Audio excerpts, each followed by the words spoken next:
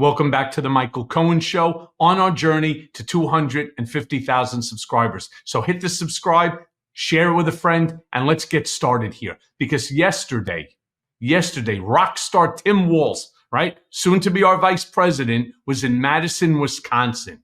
And he tore Trump to shreds, First, he starts out by saying that Trump is exhausted. And who doesn't see that Trump is exhausted? He's pale, he's sweating, he looks disheveled. Play that clip. He dropped out of 3 interviews, and his staff, in a moment of clarity and truth, said he was exhausted. Look, I don't care how exhausted he is, because I can promise you he's not as exhausted as the American people are of him.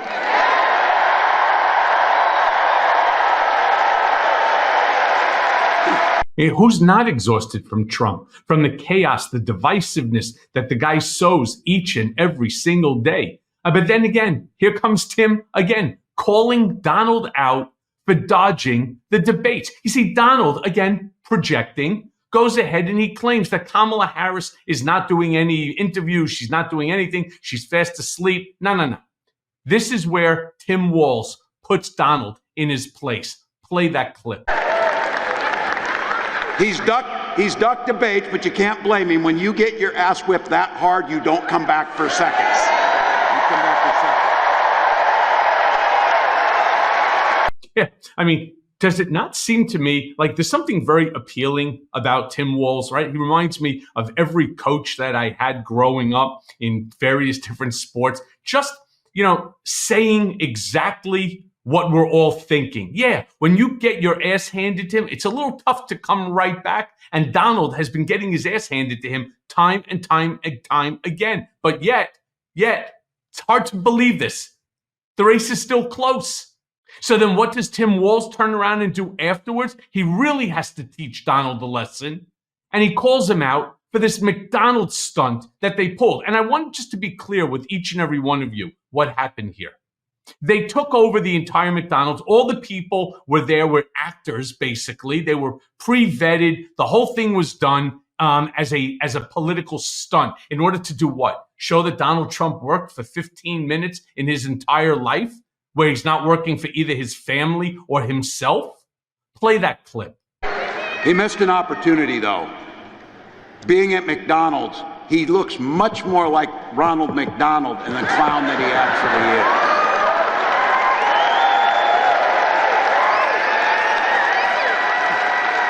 Tell me you don't see this one coming from a mile away. And Ronald wears less makeup. You saw it coming. You can't make this up. I mean, could you imagine that this is what our 2024 election is all about? Happens to be true. I mean, Donald wears certainly more makeup than Ronald McDonald. But he then goes on to say that Donald's been even rambling more than usual. Which is true. We keep hearing, and first of all, it's not just the rambling and the nonsense and the talking about another man's genitalia, but it's also the missing of the words and the slurring of words. Something is really wrong here, and we need to keep that in mind when we're casting our vote. Play that clip. You know what you noticed? It takes stamina to run for president. It takes stamina to be president. And Donald Trump does not have stamina. He has been rambling more than the normal rambling. He calls it the weave. Donald, come on. We know there's only one weave that you know anything about, and it is not this. It is not this. Listen, he's got some hell of a delivery, very similar to like Barack Obama. They have their own unique style and delivery, but it's appealing. It's appealing to the crowd. That's certainly for sure. But then Walz goes on and he calls out Elon Musk. That's Donald's newest toy. And it's hard to imagine the richest guy in the world acting so stupidly on behalf of somebody that will not appreciate anything that's done for him. Play this clip. And that's not a joke. But look, I'm not going to waste all the time I'm in. I'm going to talk about his running mate. His running mate, Elon Musk.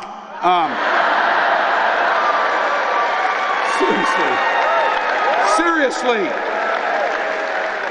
Where is Senator Vance after he got asked the simplest question in the world at the debate? Did Donald Trump lose the 2020 election? And after 2 weeks, he finally said, no, he didn't. That's where he's been spending his time. But that's it. So, look, Elon's on that stage, jumping around, skipping like a dipshit on these things. You know it.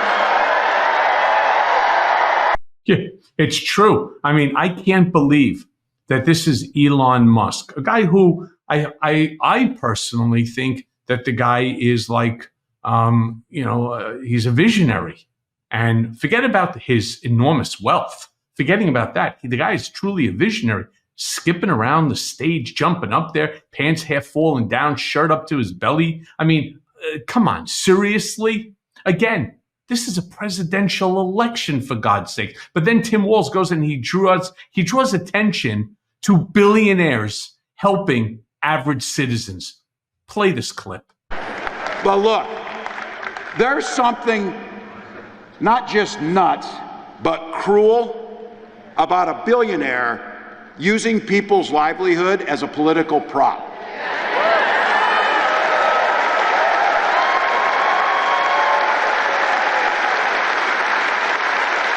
His agenda lets big corporations not pay people for overtime and diminishes those very workers that he was cosplaying as. Yeah, it's true. I mean, we heard Donald himself in his own words at a rally, at a function, at an interview, turn around and say he doesn't believe in overtime. And he was saying it to the auto workers or to union workers, where like 40% of their pay comes from overtime. And he's saying that he doesn't like to do it. He doesn't like to pay. Instead, better to bring in other people who can do the same job, right? Where you don't have to pay them overtime. I don't get it. And he's saying it to the people who benefit most from him. I mean, then he brings up Trump's threats. This is the part that's really super dangerous. So pay attention. Don't go anywhere. All right.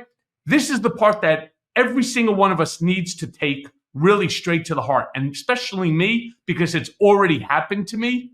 Trump makes these threats, and they're not just somebody else repeating them. Donald himself makes the threats of using the military to go against his enemies and his critics. Play that clip. He's talking about sending the military against people who don't support him. He's naming names. Look, I recognize I'm going to be at the top of that list. You think he's stopping with me? He's talking about you. He's talking about using the United States military to go after people who disagree with his idiotic ideas, his unpatriotic ideas, his traitorous ideas, and he's talking about using the military. He talks about the enemy from within.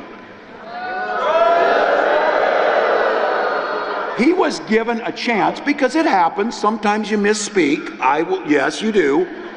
He was given a chance to clean that up. He never takes it back. And this week, J.D. Vance said something I think was really true about Donald on this issue. He said, Donald just speaks from the heart. A cold, grinchy, 3 sizes too small heart.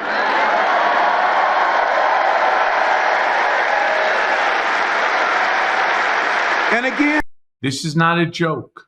And I know this from personal experience. You've heard me talk about it on other episodes here on the Michael Cohen Show. I was unconstitutionally remanded back to prison, placed again in solitary confinement, making it at 51 days of solitary confinement.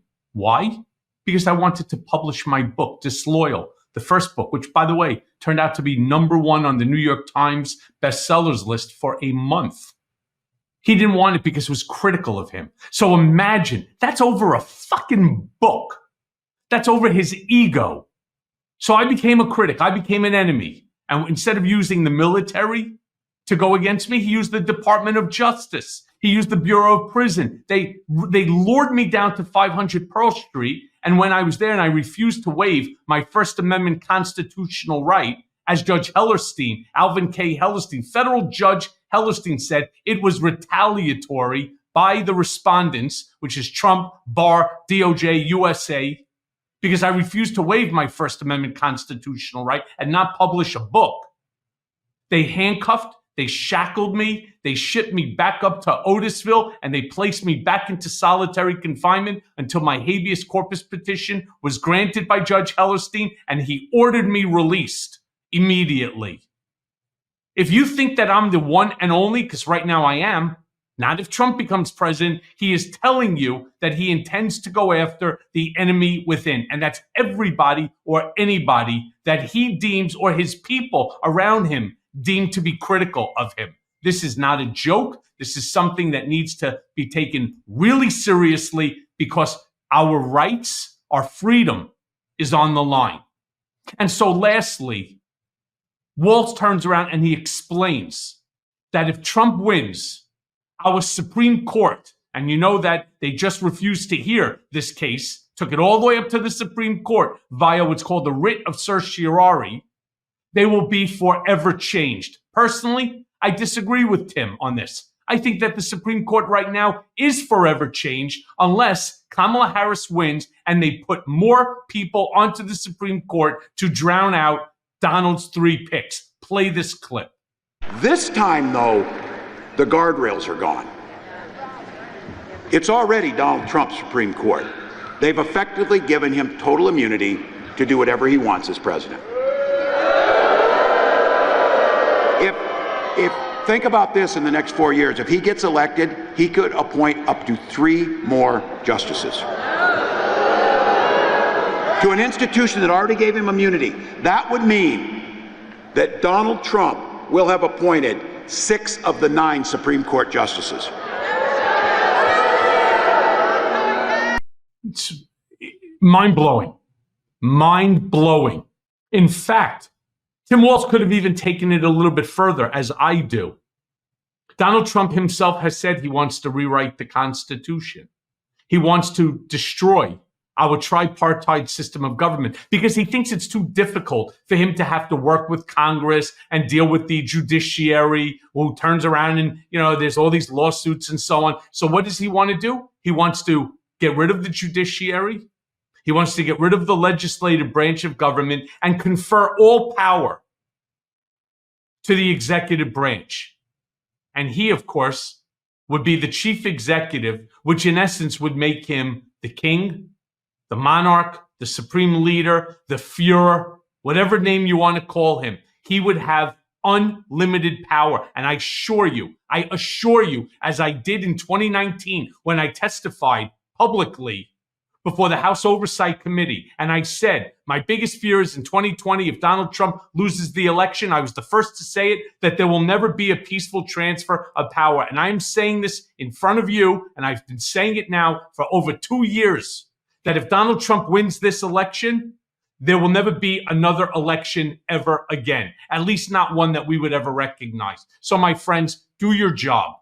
Do your job. Go right now to vote.org. Make sure you're registered to vote. And more importantly, when you do vote, make sure that you vote Harris Walz 2024. Hey, everyone. First of all, thanks for watching. We're going to be posting daily episodes with reactions and talking about politics. We'll be talking about everything, in fact. So please like and subscribe. Join us on this journey.